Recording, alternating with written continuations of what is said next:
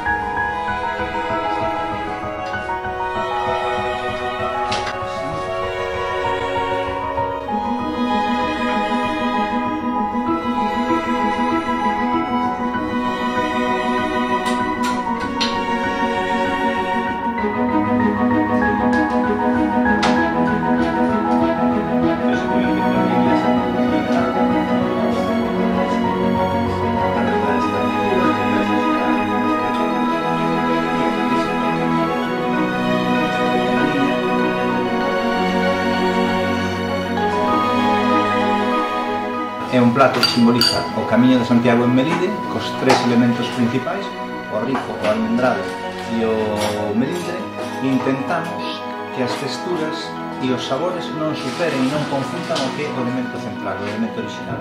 O que leva ovo, leite e sucre.